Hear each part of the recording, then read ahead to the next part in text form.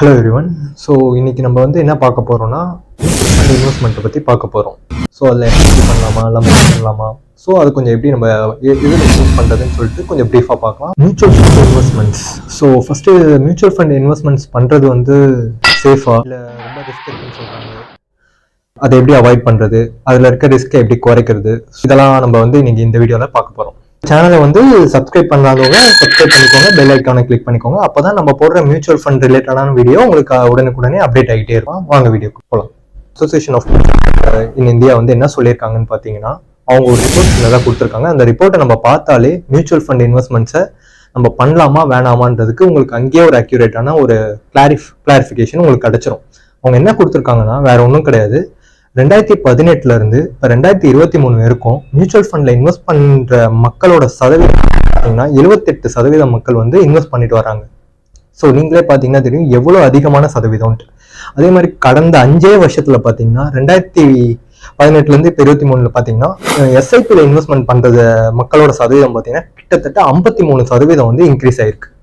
So இதுலயே நம்மளுக்கு தெரிஞ்சிருக்கும் மியூச்சுவல் ஃபண்டோட இம்பார்ட்டன்ட் என்ன, ஸோ நம்ம அதில் எப்படி இன்வெஸ்ட் பண்ணி நம்மளோட கேபிட்டல் க்ரோ பண்ணிக்கிறது அப்படின்ட்டு, எப்படி இந்த ரிஸ்கெல்லாம் அவாய்ட் பண்ணுறது, எப்படி டைவர்சிஃபை பண்ணுறது அப்படின்றத கம்ப்ளீட்டாக பார்க்கலாம். நிறைய பேர் சொல்லி நம்ம கேள்விப்பட்டிருப்போம் நிறைய ரிஸ்க் இருக்குதான். ஆனால் நம்ம அந்த ரிஸ்க்கை எப்படி ஹேண்டில் பண்ணுறோன்றது தான் விஷயம். இப்போ பார்த்தீங்கன்னா நம்ம லம்சம் பண்ணுறோம் அப்படின்னா நம்மளுக்கு மார்க்கெட் கன்சிஸ்டண்டாக நம்ம வாங்கினதுலேருந்து மேலே போனால் மட்டுமே நம்மளுக்கு ப்ராஃபிட் வரும். இதே நீங்க எஸ்ஐபின்ற ஒரு இதை சூஸ் பண்ணீங்கன்னா, இந்த சிஸ்டமேட்டிக் இன்வெஸ்ட்மெண்ட் பிளான் சொல்லுவாங்க எஸ்ஐபியை சூஸ் பண்ணும்போது உங்களுக்கு என்ன ஆகும்னு பார்த்தீங்கன்னா, மார்க்கெட் மேலே இருக்கும் போதும் நீங்க வாங்குவீங்க, கீழே போகும்போது மார்க்கெட்டை வாங்குவீங்க. அதே மாதிரி இந்த எஸ்ஐபி நீங்க சூஸ் பண்றதுக்கு முன்னாடி 2 விஷயத்த பாக்குற மாதிரி இருக்கும். அது என்ன முக்கியமான 2 விஷயம்னா அது உங்களையே நீங்க கேட்டுக்கணும். நான் இந்த எஸ்ஐபியை பார்த்தீங்கன்னா ரொம்ப நாளைக்கு பண்ணணும், அதாவது ஒரு நீண்ட கால அடிப்படையில தான் நீங்க அதை பிளானே பண்ணணும்.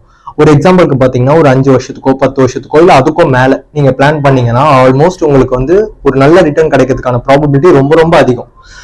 நீங்க அதை விட்டுட்டு மியூச்சுவல் ஃபண்ட்ஸ்ல இல்லை நமக்கு லம்சம் அந்த மாதிரி நீங்க சூஸ் பண்றீங்க, இல்லை நீங்க உங்களோட கோல் ரொம்ப ஷார்ட் டேர்மா இருக்குன்னா நீங்க அதுக்கு வேற விதமான இன்வெஸ்ட்மெண்ட்ஸ் இருக்கு. அதை நம்ம வீடியோஸ்லயே நம்ம அப்கமிங்ல பார்க்கலாம். ஸோ நம்ம ஒரு ஷார்ட் டேர்ம்ல நம்மளுக்கு ரிட்டர்ன் வேணும் அப்படின்னா, பட் நம்ம லாங் டேர்மா நீங்க ப்ரிப்பேர் பண்ணிட்டீங்கன்னா உங்களுக்கு எஸ்ஐபி தான் ரொம்ப கரெக்டா இருக்கும். நீங்க நான் சொன்ன மாதிரி எஸ்ஐபியில லாங் டைமுக்கு போட்டுட்டு வந்தாலே போதும். அதே நேரத்துல கூடுதலா ஒரு சில விஷயங்களையும் நீங்க பாத்துக்கிற மாதிரி இருக்கும். ஸோ நீங்க எந்த ஃபண்டு சூஸ் பண்ணிருக்கீங்கன்றத கொஞ்சம், எந்த ஃபண்டை சூஸ் பண்றீங்க, அந்த ஃபண்டை யார் ஹேண்டில் பண்றாங்க, ஸோ அதோட பாஸ்ட் ஹிஸ்டரி எல்லாம் கொஞ்சம் பாத்துக்கோங்க. ஒரு சில கேஸ்ல மார்க்கெட் கிராஷ் ஆகும்போது பாத்தீங்கன்னா அந்த டைம்ல அந்த ஃபண்டு எப்படி இதுவாயிருக்கு. ஆனா ஒரு விஷயம் மட்டும் நான் சொல்றேன், ஸோ எந்த மியூச்சுவல் ஃபண்ட் எடுத்துக்கிட்டாலும் சரி, இல்லை ஒரு இண்டெக்ஸ் எடுத்துக்கிட்டாலும் சரி, ஒரு சைடு தான் போகும், அது மேல மட்டும்தான். ஓகேவா? நீங்க லாங் பீரியட் ஆஃப் அந்த அந்த ஒரு மியூச்சுவல் ஃபண்டோட சார்ட்டா இருக்கட்டும், இல்லை ஒரு பர்டிகுலர் இண்டெக்ஸோட சார்ட்டா இருக்கட்டும், அதோட டைம் ஃப்ரேமை அதிகப்படுத்தி அதோட ஃபுல் ஓவர் வியூ பார்த்தீங்கன்னாலே உங்களுக்கு தெரியும் அது ஒரே சைடு மட்டும்தான் போயிருக்கும், அது மேல மட்டும்தான். தற்காலிகமா கீழே வந்திருக்குமே தவிர மேல போயிடும். ஸோ இது ஒரு மியூச்சுவல் ஃபண்டுக்கும் பொருந்தும், அதே மாதிரி ஒரு இண்டெக்ஸ்க்கும் பொருந்தும். இந்த விஷயம் அதுல அப்படிதான் நடக்கும்.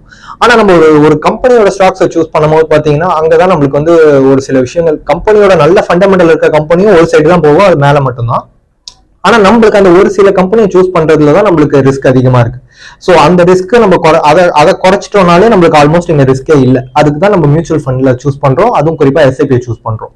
அதுவும் பாத்தீங்கன்னா டைமும் நம்மளுக்கு ரொம்ப அதிகமா இருக்கிறதுனால நம்மளுக்கு ஆல்மோஸ்ட் அந்த இடத்துல நீங்க வின் பண்றதுக்கான ப்ராபபிலிட்டி மட்டும்தான் அதிகமா இருக்கே தவிர உங்களுக்கு லூஸ் பண்றதுக்கோ இல்ல ரிஸ்கோ பாத்தீங்கன்னா சுத்தமா அங்க கிடையாது. நீங்க லாங் டேர்ம் எஸ்ஐபியை சூஸ் பண்ணும்போது. இவ்வளவு நேரம் நான் பேசுனது வச்சு உங்களுக்கு மியூச்சுவல் ஃபண்ட்னா என்னன்னு, ஒரு மியூச்சுவல் ஃபண்ட்னாலும் இல்ல எஸ்ஐபினாலும் ஒரு கிளியரான ஐடியா கிடைச்சிருக்கும். ஸோ ஆனா இதுல நம்ம எப்படி இன்வெஸ்ட் பண்றது, எங்க இருந்து நம்ம இதை ஸ்டார்ட் பண்றது, ஏதாவது இதுக்கு அப்ளிகேஷன் இருக்கா அப்படின்ற கொஸ்டின் உங்களுக்கு வரலாம். ஸோ அப்படி வந்துச்சுன்னா பாத்தீங்கன்னா நீங்க கீழே நாங்க டிஸ்கிரிப்ஷன்லேயே பாத்தீங்கன்னா எங்களோட அவிவிட்டா அப்ளிகேஷன் நாங்க உங்களுக்கு லிங்க் கொடுத்துருக்கோம். ஸோ இதை நீங்க பிளே ஸ்டோர்ல இருந்து நீங்க டவுன்லோட் பண்ணி யூஸ் பண்ணிக்கலாம். இதுக்குள்ள போனீங்கனாலே உங்களுக்கு மியூச்சுவல் ஃபண்ட் ரிலேட்டடான நிறைய இன்ஃபர்மேஷன் அதுலயே இருக்கும். இன்கேஸ் உங்களுக்கு இன்னும் ஃபர்தர் ஏதாவது டவுட் இருக்குன்னா நீங்க எங்களை காண்டாக்ட் பண்ணலாம். எங்களோட காண்டாக்ட் நம்பர் நாங்கள் டிஸ்கிரிப்ஷன்ல உங்களுக்கு கொடுத்து வைக்கிறோம். இன்னும் நம்ம நிறைய மியூச்சுவல் ஃபண்ட் ரிலேட்டடான வீடியோஸை பார்க்க போறோம். ஸோ நம்ம சேனலை சப்ஸ்கிரைப் பண்ணி வச்சுக்கோங்க, அப்பதான் நம்ம போடுற வீடியோ உங்களுக்கு உடனே வரும்.